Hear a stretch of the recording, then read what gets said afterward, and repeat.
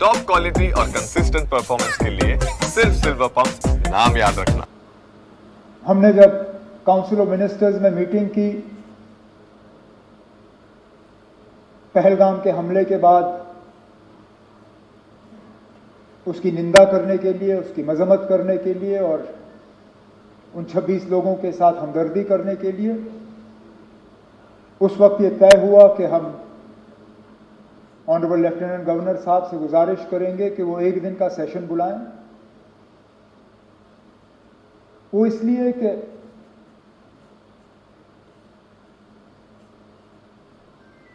न पार्लियामेंट न इस मुल्क का कोई और असेंबली पहलगाम के उन 26 लोगों के दुख दर्द को इतना समझती है जितना जम्मू कश्मीर का अपना ये असेंबली है।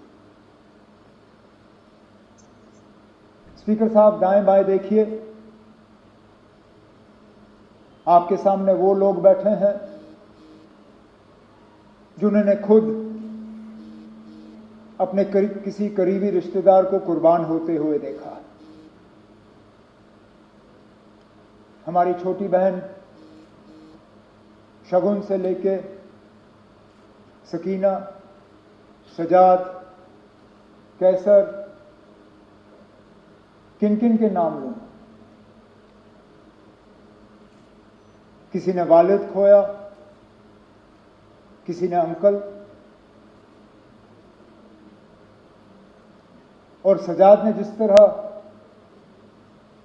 हाउस के सामने उस दर्द का इजहार किया,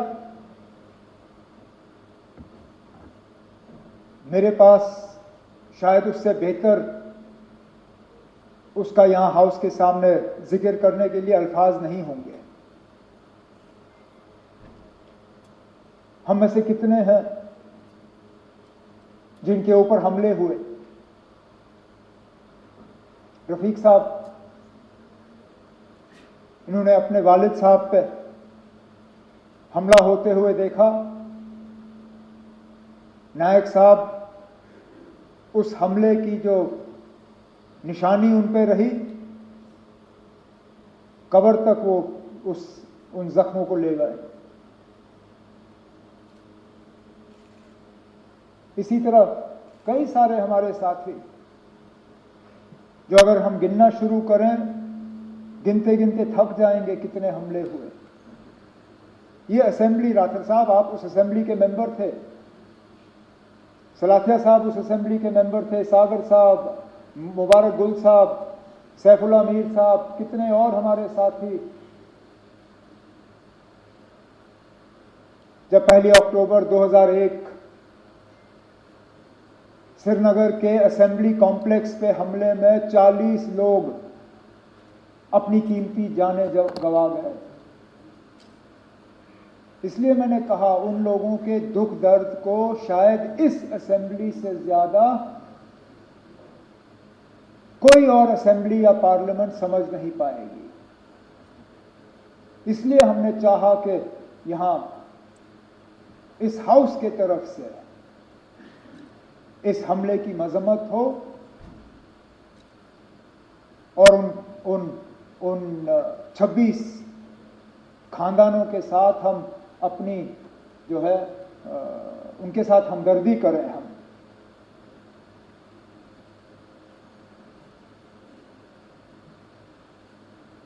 सही कहा सजाद ने, उनके नाम का जिक्र होना चाहिए। मैं चाहूंगा कि जब जो ओरिजिनल आपने ओबिचुअरी रेफरेंस मूव की, उनमें जो 26 नाम हैं,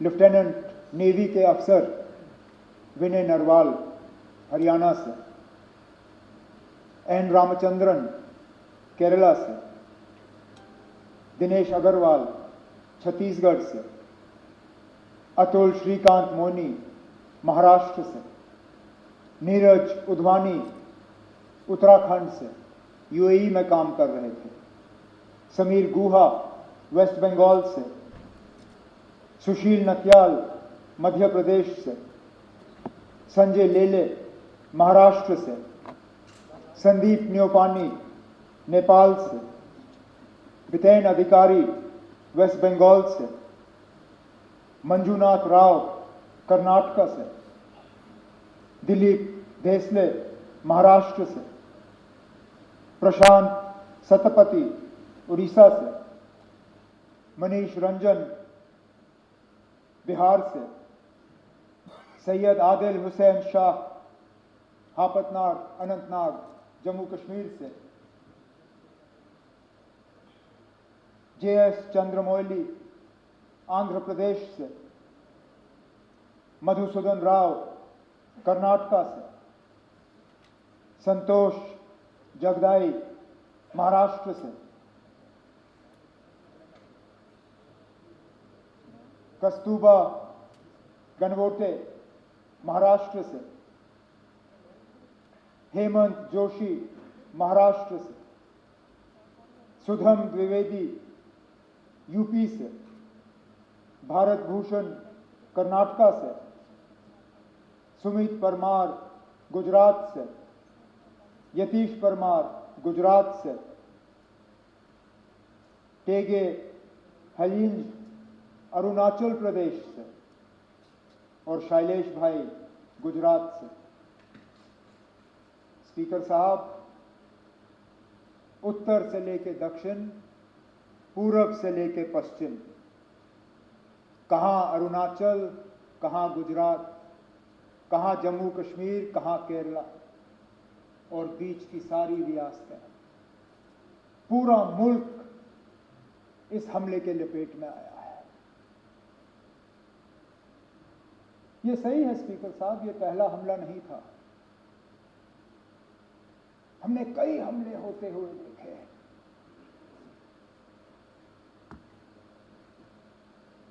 हमने अमरनाथ यात्रा के कैंप पे हमले होते हुए देखे। हमने डोडा के मुख्तलिफ गांवों पे हमले होते हुए देखे।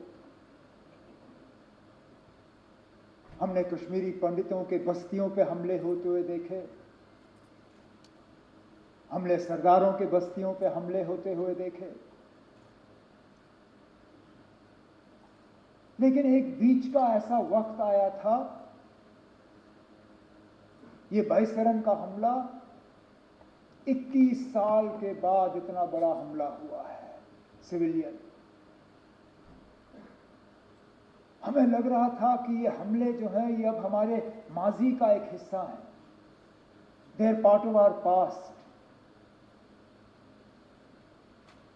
ये हमारे आज की कहानी नहीं है, ये हमारा मुस्तकबिल नहीं है। लेकिन बदकिस्मती से बाईसरन ने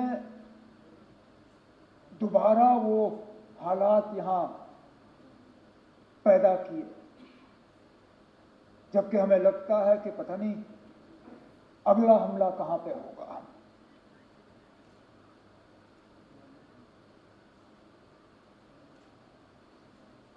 मैं अपनी जगह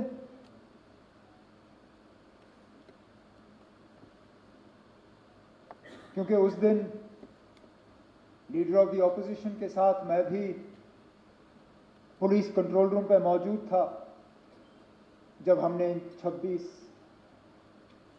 लोगों को वहां पे श्रद्धांजलि पेश की।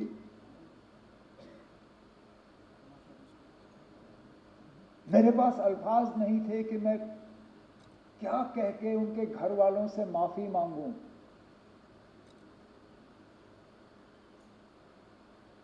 ये जानते हुए कि जम्मू कश्मीर की सिक्योरिटी, जम्मू कश्मीर की सुरक्षा, जम्मू कश्मीर के लोगों की चुनी हुई हुकूमत की जिम्मेदारी नहीं है, लेकिन तब भी यहां के वजीर आला की हैसियत से, यहां की टूरिज्म के मिनिस्टर की हैसियत से मैंने इन लोगों को दावत दी थी यहां आने की। मेजबान होते हुए मेरी जिम्मेदारी थी कि सही सलामत मैं इन्हें यहां से वापस भेजूं। नहीं भेज पाया।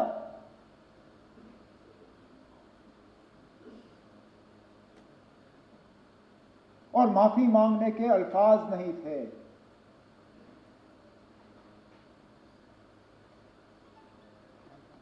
क्या कहता हूं उनको, उन छोटे बच्चों को जिन्होंने अपने वालिद को खून में लपेटा हुआ देखा, उस नेवी अफसर की विधवा को जिनको शादी हुए ही चंद दिन हुए थे,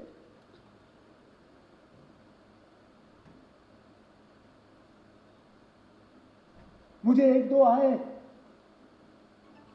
मुझे कहा हमारा कसूर क्या था, हम पहली मर्तबा कश्मीर आए थे छुट्टी मनाने के लिए,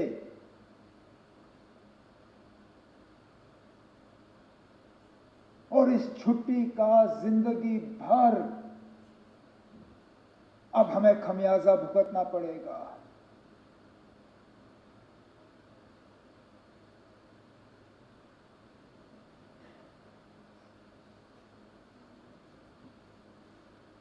जिन लोगों ने ये किया,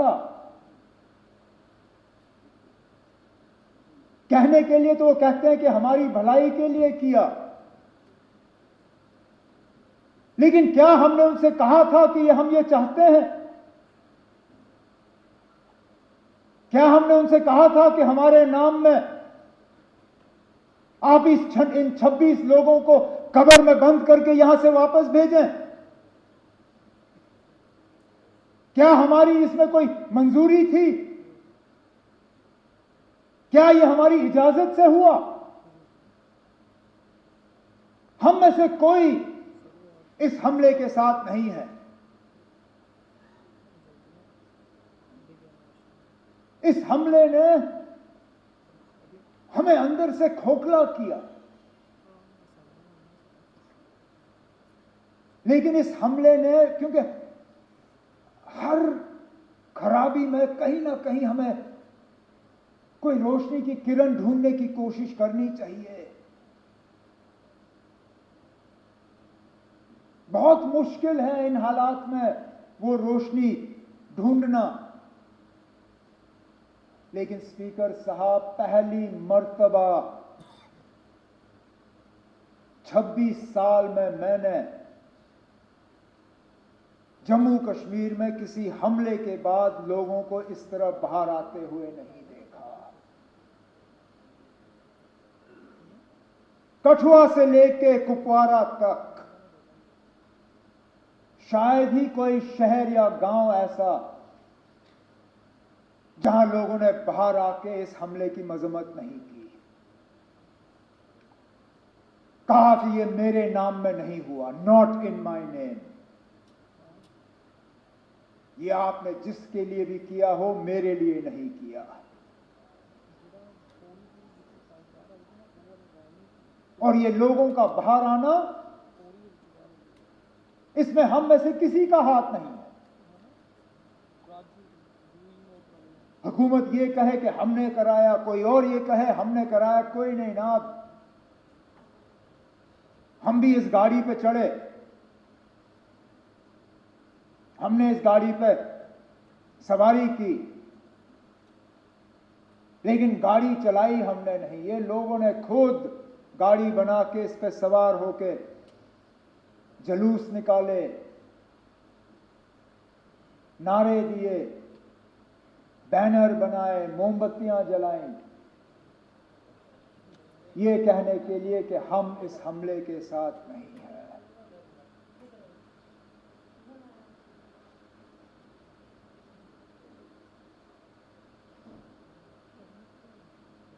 मिलिटेंसी, टेरर, दहशत, आतंकवाद, इसका खात्मा तब होगा जब लोग हमारे साथ होंगे। और ये स्पीकर साहब उस मौके की शुरुआत है। अगर कि हम इस मौके पे एहतियात से कदम जो है लें, हमारे तरफ से कोई ऐसा कदम नहीं उठना चाहिए जिससे कि हम लोगों को अपने से दूर करें। कोई हमारे तरफ से ऐसी बात नहीं होनी चाहिए या कोई एक्शन हमारे तरफ से जिससे ये जो अपने आप में पैदा हुआ इसको कहीं जख्म पहुंचे। क्योंकि सही कहा सजाद ने, हम बंदूक के जरिए मिलिटेंसी को कंट्रोल कर सकते हैं, उसको खत्म नहीं कर सकते। खत्म तब होगा जब लोग हमारे साथ होंगे, और आज लगता है कि लोग अब वहां तक पहुंच रहे हैं।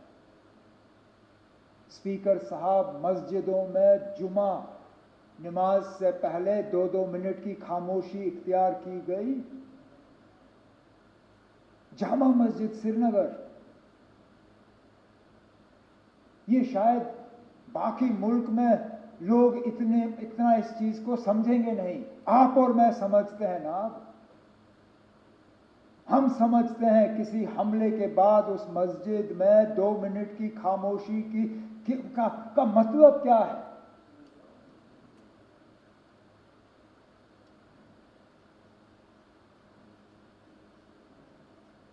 तो मेरी तो सिर्फ यही कोशिश रहेगी कि इस सिलसिले को हम बनाएं, बढ़ाएं, घटाएं नहीं, कम ना करें।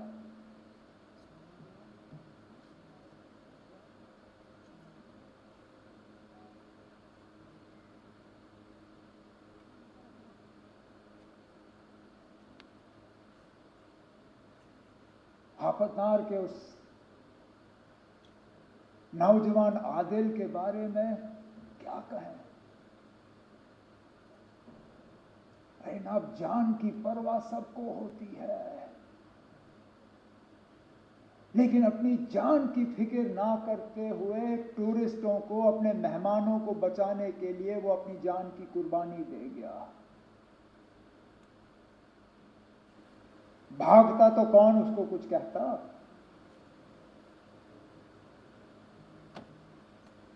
भागने के बजाय खतरे की तरफ गया। इस तरह के और मिसाल हैं जिनके बारे में आज हम सुनना शुरू कर रहे हैं। जो टूरिस्ट वहां से निकले, उन्होंने अब जिक्र करना शुरू किया। किसी एक ने वहां लोकल पोनी वाले को कहा कि मेरी बीवी और बच्चे को ले जाओ, इनको बचाओ, मुझे यहां छोड़ दो। और उसने कहा, मैं ना आपकी बीवी को कुछ होने दूंगा, ना आपके बच्चे को कुछ होने दूंगा, ना आपको कुछ होने दूंगा। इनको कुछ होने से पहले इनको मेरे ऊपर से गुजरना होगा। और छुपा के उनको सलामत रखा। जख्मियों को अपने कंधों पे पहाड़ से नीचे उतार के अस्पताल, एम्बुलेंस तक पहुंचाया।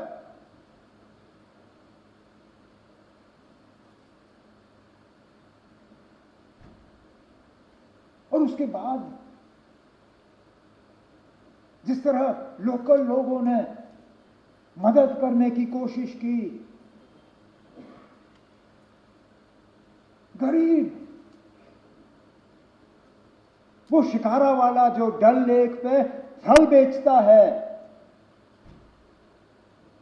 उसने अपनी किश्ती पे एक छोटा सा बोर्ड लगाया, टूरिस्टों के लिए मुफ्त फ्रूट चाट।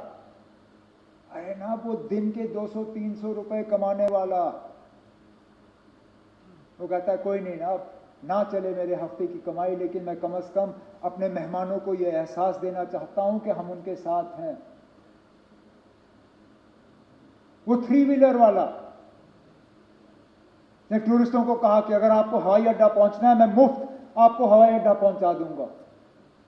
इसी तरह की टैक्सी वाले, होटल वालों ने अपने कमरे खोले और कहा आप यहां रहिए। जिन्होंने गुलमर्ग छोड़ के, पहलगाम छोड़ के, सोनमर्ग छोड़ के श्रीनगर भाग के आए, जिनके पास रहने की जगह नहीं थी, होटल वालों ने उनको कहा कि हम आपसे पैसा नहीं लेंगे, आप रहिए यहां पे।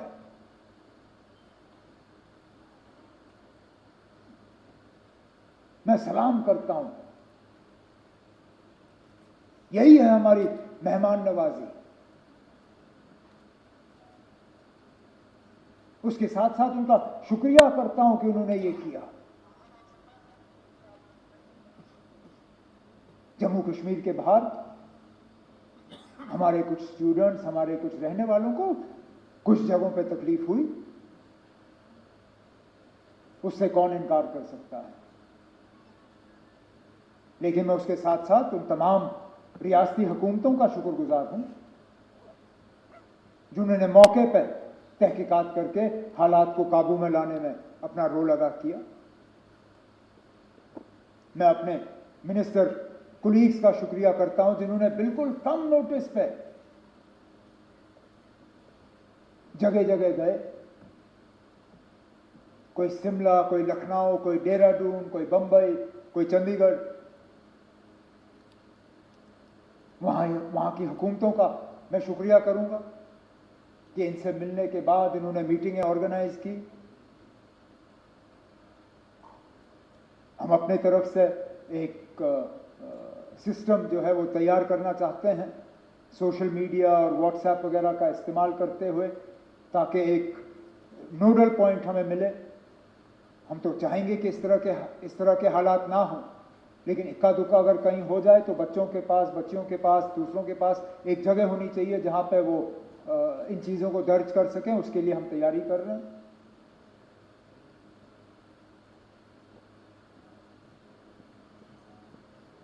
बदकिस्मती से सोशल मीडिया में जहां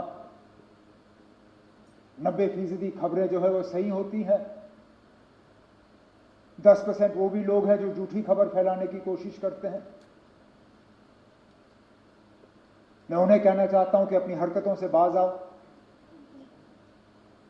जब ये लोग झूठी खबरें फैलाते हैं तो जिन पे असली ये मुश्किल का जो उनको सामना करना पड़ता है, उनको भी फिर जो है इस झूठी खबर का खमियाजा भुगतना पड़ता है। तो हम इन झूठी खबरों को बर्दाश्त नहीं करेंगे, ये मैं उनको वार्न करना चाहता हूं।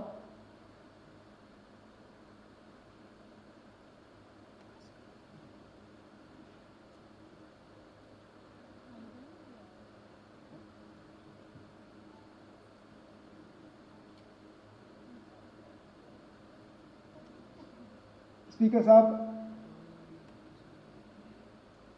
जम्मू कश्मीर की सिक्योरिटी जम्मू कश्मीर के इलेक्टेड हुकूमत की फिलहाल जिम्मेदारी नहीं है,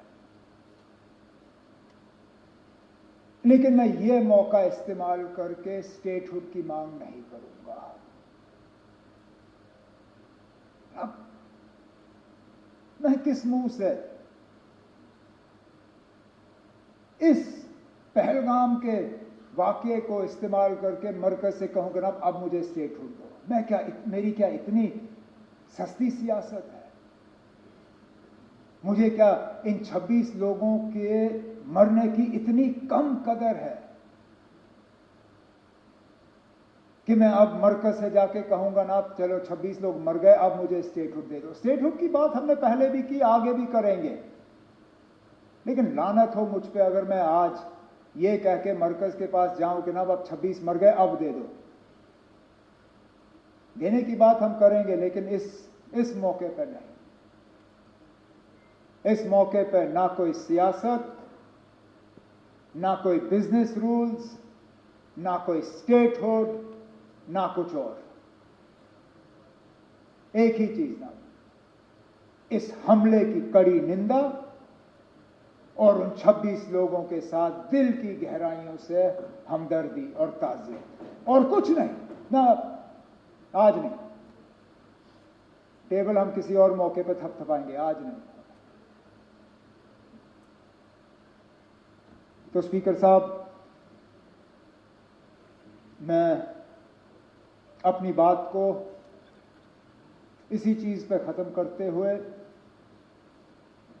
इस हाउस के तमाम मेंबरों से गुजारिश करूंगा कि जो रेजोल्यूशन डिप्टी सीएम साहब के तरफ से हाउस के सामने पेश की गई है, आप इसको सामने रखें, और मैं उम्मीद करूंगा कि यूनानिमसली इसको पास करके हम मुल्क के सामने रखें। बहुत बहुत शुक्रिया।